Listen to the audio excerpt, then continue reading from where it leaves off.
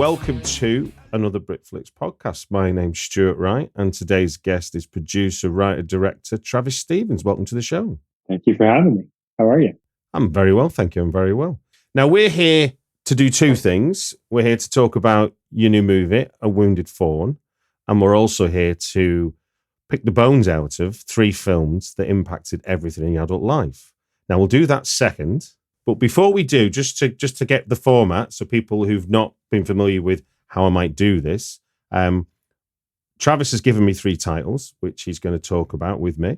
And every time we hear this sound will be the time to stop talking about that film and move on to the next one. So you can hear that alarm at your end, Travis? I sure can. Good man. So that just brings a little bit of jeopardy to the show. It also makes me a passive-aggressive host because I don't tell you to shut up. The iPhone does. I love it. The gong. But before we do, let's talk about A WOUNDED FAWN. So first off, when and how can people see it? A WOUNDED FAWN is available on SHUDDER starting December 1st. I'm not sure when this will air, but in theory, it's on SHUDDER by the time your listeners are hearing this. And then I believe 6 months later, it'll be on the other platforms. But what you want to do is you want to watch it on SHUDDER, because not only can you watch Wounded Fawn on SHUDDER, you'll be able to watch Blood Relatives on SHUDDER, which is Noah Segan's amazing Jewish daddy vampire flick.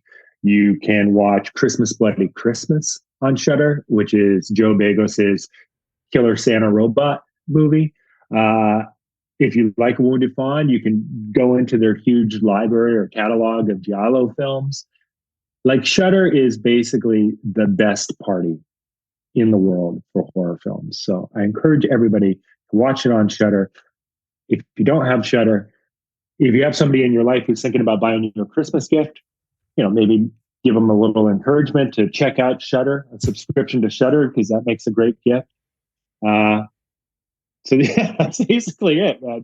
Like, I really love them, and hopefully people listening to the podcast have the service. Okay, well, look, I'll make sure there's a link in the show notes to SHUDDER. That's not a problem. I can do that part. So let's talk about A WOUNDED FAWN. So where does that film start for you? I see there's 2 writing credits, Nathan Forger and yourself. So are you writing that together, or is that a film that Nathan had started and you got involved with? Yeah, Nathan had written a script called The Furies that was sent to me that had the basic story of a killer and a girl go to a cabin and the Furies show up. Great concept, great premise. I hadn't been aware of the Furies as sort of a literary, or I hadn't been aware of the myth. And so, because I had made a couple movies about guys learning lessons, I had to find a sort of new way into this. And so I think my work on that script sort of said, well, what is a new setting I can put into this world? What are some themes I can bring into this world? What are some visuals I can bring into this world? And how can I contemporize the Furies in a narrative that feels relevant to 2022. And that sort of started the whole process of reworking it. But Nathan did a great job coming up with the original script. One of the things that will strike people when they do get to see it, because I don't want to get into any spoiler territory, so I'll focus on certain aspects of the aesthetic of your film, is the use of surreal art, and in particular surreal art done by female artists. So how was that drawn into a story?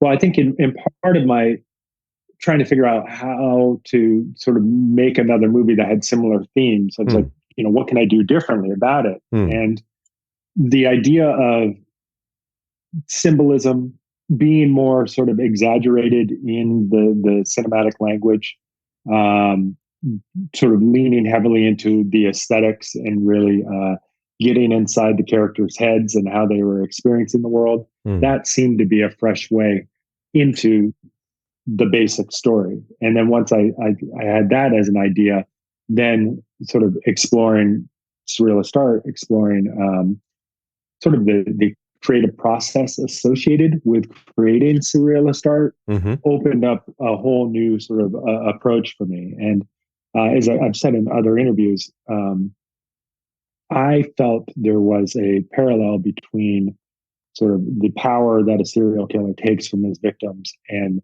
what had happened to a bunch of sort of the female surrealist painters as their work got overshadowed by the male artists.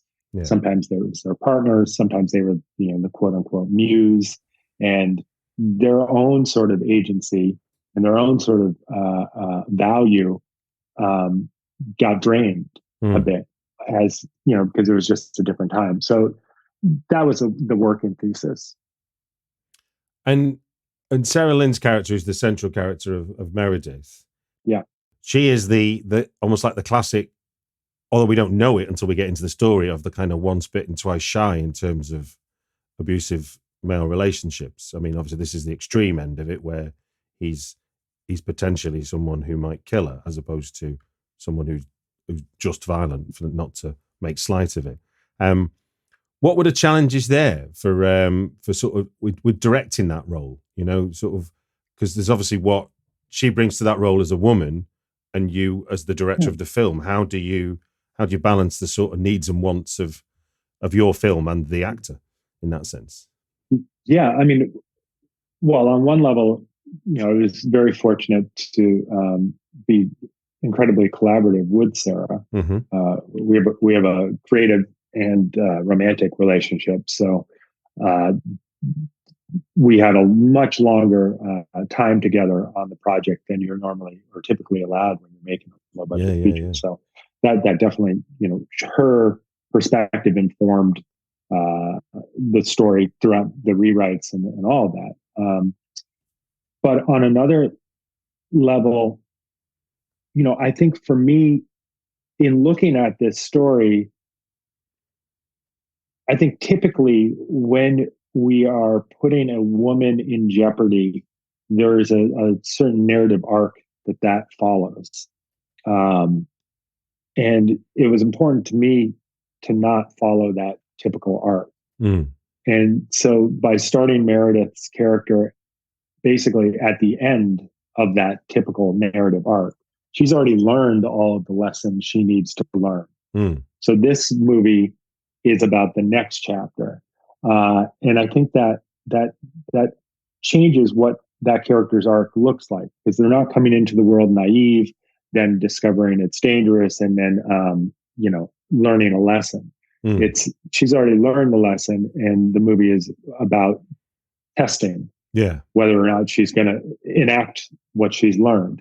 And I think that was a bit different both for the film and for the actor to work with, because it's a much shorter or tighter radius. So I think that was something that was interesting. And I think what I liked about that is because Josh, who plays Bruce in the movie, his character and his performance is more exaggerated, because he's still thinking he's the star of the show, and he's like the ringmaster. He's a very sort of thinks highly of himself, very pompous sort of character. So he's a bit more clownish and exaggerated. Meredith, being more grounded, and Sarah playing her, is a much more subtle performance. So the two of those together as a filmmaker was really interesting to sort of balance and tinker with. Yeah. Because in a way, and I don't just thought of this as you were talking there, it's like the Bruce character makes almost like what we see in Wounded Fawn, almost like how to deconstruct a man, like this person that thinks he knows what it is to be in charge, to like you say, be the ringmaster, and find that maybe all the cards haven't been dealt to him. Yeah, I mean, the story is about popping the balloon, and the balloon in this case is his sense of self, the way he defines himself, the way he presents himself to the world, and the way he presents himself to himself. And the story is about sort of saying, hey, that's an illusion. You got to acknowledge reality.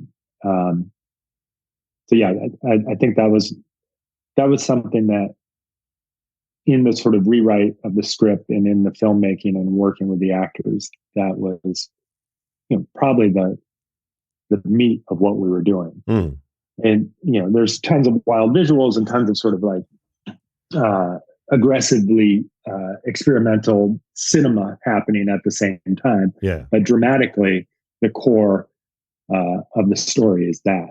Yeah, I must admit I think that was the thing that really grabbed me after I finished watching it, is that for much of the film, I felt like I was lost in the weeds of what was going on because of the experimentation that I'm being asked to experience. But actually, you were dripping us narrative, although I wasn't sure at the time that I was getting narrative. And then I come out of it with a resolution. I'm like, Jesus. And it's a bit kind of like you're gasping for breath when the film concludes what it's just took you through. Yeah. I mean, I don't know, I don't know if this is your experience or your listeners' experiences, but when you consume a lot of movies, you're it'd be like being a food critic, and it's like you're looking for a meal that is different. It needs to work. The flavors need to work together, but you're just craving something that is a bit unusual or something new. And I think for me in making the films, I'm trying to sort of deconstruct the way structure works a little bit, the way themes relate to structure. I'm just trying to change things up a little bit. And what I hope is at the end of the movie, it sits with you a while. And as you sort of, an hour later, or a day later, or a month later, aspects of that meal, you remember in a different way. And you're sort of like, oh, versus while you're sitting there eating the meal, you're like, yep, that's what a steak tastes like. Yep, that's what a potato tastes like. Yep, there's some broccoli. I ate steak, potatoes, and broccoli. And then you walk away and you don't ever think about the meal again. It's interesting you use the food metaphor. There's a great interview with James Gray where he talks about the fact that we're going to lose the art of storytelling because we keep feeding people hamburgers, he says, because then when you present them with sushi, they go, what the fuck's that? Yeah, exactly. Not to be all like the savior of cinema. No. I'm just a guy making my way through this shit. But, of course, But the thing is, it's from an audience. If I can reflect back in the audience perspective, then for me was, I'm thinking while I'm watching this film is cleverer than me, or the action is one step ahead of me, so I can't predict it. Interestingly, I had the same experience with Melin Barr's, the film she was in, Honeydew, where I've seen that film 100 times, where people end up in some families, but I didn't see where it was. When it started to go on its left turn, I'm like, I don't know where it's going now. And then when it finishes, much like when your film finished, I felt smarter for the journey, which is there where the thoughts start going, because that's after the fact. It's like I'm like, what have I learned? I don't know yet, but I'll work that out. Yeah. I mean, I guess with all art, you're going to get some of the experiences based on what's happening in real time when you're seeing it or experiencing it. Yeah. And then there's what happens once you walk away from the painting, or once you leave the concert venue, or once you leave the movie theater. And hopefully what's happened in that art is sticking with you, and you're thinking about it and circling back on it, and maybe even revisiting it in the future and being like, let me take a look at it with a different set of eyes now that I've already seen it once. Now, Travis, that couldn't have been a better segue if I'd scripted it really about what we're going to talk about next, because what we are going to talk about is that the idea that the film can have an impact on you. So we're going to take the audience through now your 3 films that impacted everything in your adult life. And we're going to start in 1974, and I'll just get the clock running so we know we're going to get 5 minutes. So the clock's running on 1974's The Texas Chainsaw Massacre. Important differentiation between all of the Chainsaw Massacres is there's a space between chain and saw, for starters, which is always the thing I enjoy every time I see the title. But tell us where does the film live for you? Where do you first see it? What impact does it have on you? All right. Well, so first, I need to just say up front that my brain does not retain facts or details. What I can tell you about is my sort of emotional, expressionistic emotional memory of things. So, like when I listen to Quentin Tarantino and Roger Avery's podcasts, like Quentin's able to, yes, I saw that in 1978 at this movie theater. I still have the ticket. And I'm just like, holy shit, that is a completely different way to experience films. And I don't have that. So if I get any details wrong on any of these films, please forgive me. Go to Wikipedia if you want facts. But what I will share is my own truth. No, and that's the truth we're looking for here, because it's the impact on your life. Yeah. So, I mean, I don't remember exactly when I first saw the film. Yeah. And I think I would assume it would have been in the early 80s on VHS at a friend's house. Because my family, we didn't have a VCR for I'd say the first 5 years that they existed. So when we wanted to rent a movie, it's like on my birthday, my family would go down to the video store and rent the VCR, and we could get 3 movies. And those movies were never allowed to be horror movies or R-rated or anything. So I'd have to go to friends' houses who had parents who maybe had looser morals. And that's where I saw a lot of the sort of definitive horror films. But so I don't remember exactly when I first saw it, but I think it was around the time, I'd seen, the Friday the 13th and some of the other sort of classics. But there's something about Texas Chainsaw that stands out.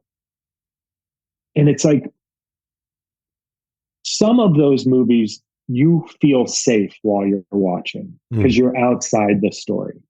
And there's something about the Texas Chainsaw Massacre where I didn't feel safe when I watched it. Like it felt real. And maybe for the first half of my life since seeing it, I thought that was because of the story or because it's presented as based on, a true story. But now I've come to realize like that is just the filmmaking. Like the filmmaking itself creates such a detailed environment. Like the vibe of the film is so complete and so surrounds those characters. And from shot to shot and beat to beat, you don't see the edge of the stage that story is taking place on. You're fully surrounded by it. And it just blows my mind. Like every single time I watch that movie, I get a different experience from it. And, as an adult now watching it in as a filmmaker, it's a miracle that on that shooting schedule and with that crew size, they were able to create image after image that is so aesthetically sophisticated, and so effective. So, I mean, obviously, people have been talking about, it's a masterpiece, and it. I'm not going to add anything to that. Like other people, smarter people can say it, but I can just say from my own experience, I think that's the horror movie that there's so many like facets to it that every time you look at it, you can see something different in it.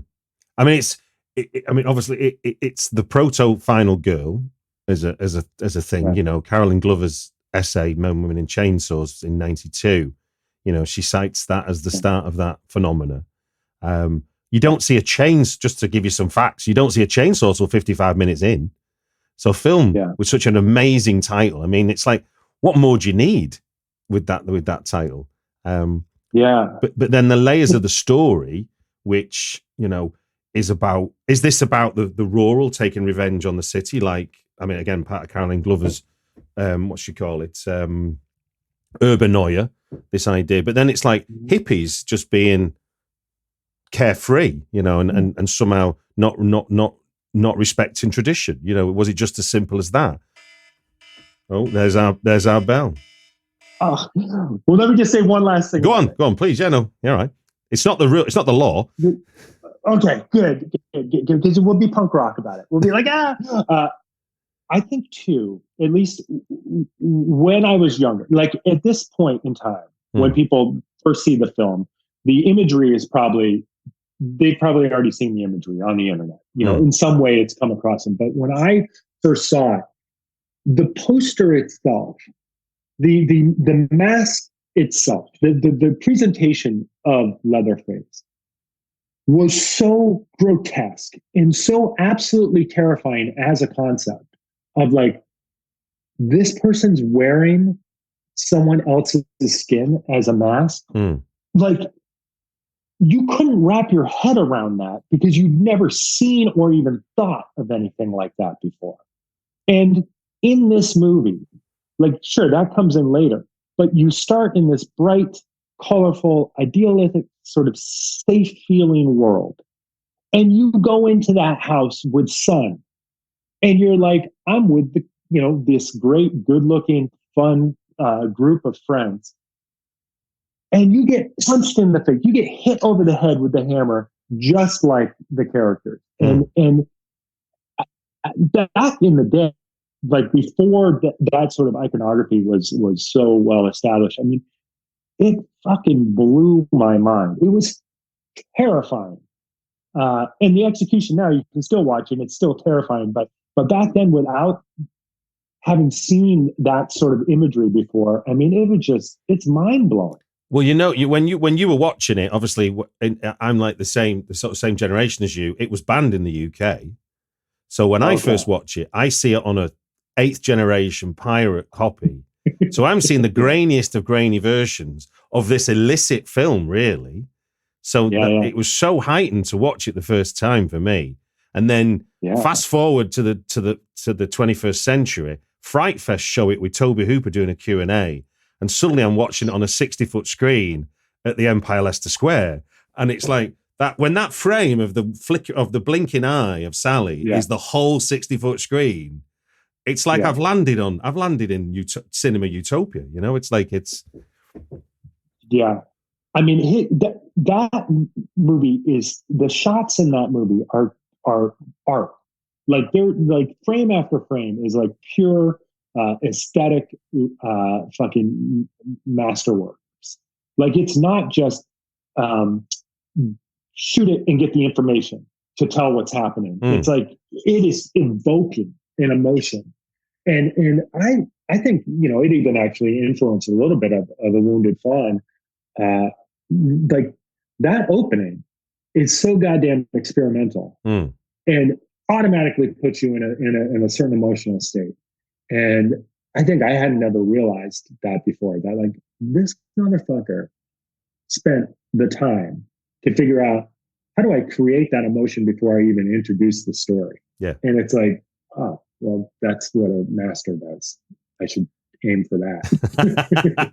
Well, look, let's jump 2 years to an Oscar-winning movie, Rocky. Where does that fit in your cinematic canon of life? So I probably saw Rocky 3 or Rocky 4 first. Okay, but around the same era, like Rocky, like it was just culturally in the States. This was, our new sort of Santa Claus. It was just a cultural symbol that everybody understood or had a shorthand with or thought they understood. And I think I don't remember exactly when I first saw the original Rocky, but certainly as an adult, and when I show it to other people or talk to people about it, what that movie is it's remarkable how different it is from that sort of cultural icon that at least in the 80s we thought of as Rocky. Like when I tell people, no, it's not really a boxing movie, it's a romance. Like, what are you talking about? I know what Rocky is. And I'm like, no, no, no, no. You gotta believe me. And, you know, the craftsmanship in that movie for what I believe was like $1 budget, uh, you know, basically an independent film. I know UA like financed it, but they didn't really want to. That story, I think what I take away from it as a filmmaker is if your movie feels authentic, you can create huge, exaggerated, iconic moments. And that figuring out that math of how you get to those big, huge movie moments from a place of reality is something that I find fascinating. Like, I mean, there is from the locations they shot in, the music choices they use, the use of the Steadicam.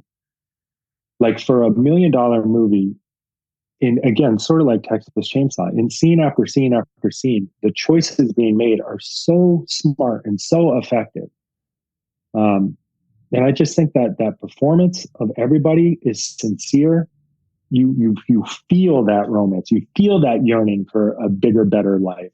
You feel that sort of doubt that he has about himself, and that speech where he sort of says, "And that's okay." I mean, as an adult male, you know, you're like, that really touches. You know, where you're just sort of like, I'm going to do the best I can, and that's okay. Like, I don't need to necessarily win. I think, I mean, that's pretty fucking Buddhist. Yeah. Good on Stallone for reaching that sort of you know, breakthrough at such an early age. But also interestingly, for what is like you say is a romance story, it's also gritty realism of blue collar life in America in mid to late 70s, isn't it? I mean, it's not pretty. Yeah. Nobody's living their best life. They're just surviving. And obviously a box is a very good metaphor for surviving. Yeah. But I think, again, I use the word authentic, but I feel like the boxing gym they chose, the streets they chose to have the characters walk down, the singers on the street corner, the sharing of the wine bottle, what his life as a small-time enforcer looks like, who he's trying to shake down to get their payments, how, like all of that, the jackets, all of these things, that world feels so fully realized that then you buy into this sort of bigger myth story that happens. And it's like, you know, I think Irvin Winkler like gives all the credit to Sly. He's like, that he is the one who knew all of the details. And again, as at this point in life, thinking about that, the fact that Sylvester Stallone wrote that story, believed in himself so much, found people to believe in him, and that was the end result of his first movie. It's like, it's incredible. Like, I'm in absolute awe of him as an artist, and I'm in absolute awe of every single person and their contributions to that movie, because I think it's one of the greatest movies ever made. Look at that. Right on the bell. Right on the button, man. Punch in. That was amazing. You maybe be sad to learn then that Rocky is now currently being used by bookmakers in the UK for their TV advertising campaign, where they've used CGI to have a load of people running behind him in the iconic. But even, I mean, it's interesting you say about how iconic it was in terms of it's Rocky being this kind of reflection of America at the time, and obviously it became much more sort of Star Spangled Banner as it went through the franchise, but the original one was more grounded. In Britain, we watched Rocky 2 first. I remember that as a kid. We watched Rocky 2, and then it was like you went back to Rocky, and it was that phenomena even in the UK, even though we're not, America's thousands and thousands of miles away, and it was then as well. But it was, yes, it was definitely an event for us as well. And I went to see Rocky 4 on a first date. That was where Rocky fits Okay. in my youth. Yeah. A young woman called Paula. We went and watched it. How'd the date go? Was she filled with American patriotism, and you guys went and got a cheeseburger afterwards and made out, or what? Well, we didn't get married in the end. There was no love story in the end of that one, but it was nice. It was nice to go. It was like my first proper date. Like going out to going out with a girl to the cinema. It's like, it was just that part of my life. Well, look, let's jump. We're going to jump 13 years now to 1989 to a very different movie to the other two. The Cook, the Thief, His Wife, and a Lover. Yeah, I mean, I probably saw this in college. Okay. And I think I was consuming cinema in a very passive way through college. I mean, up until college, probably through most of my fucking life after college too, where you're just sort of watching stuff. You're not really thinking about how it works, how what you're seeing works. And I think The Cook, the Thief, His Wife, and Her Lover was the first movie where, because the way the story was being told was so exaggerated, I was forced to be like, okay, what's happening here?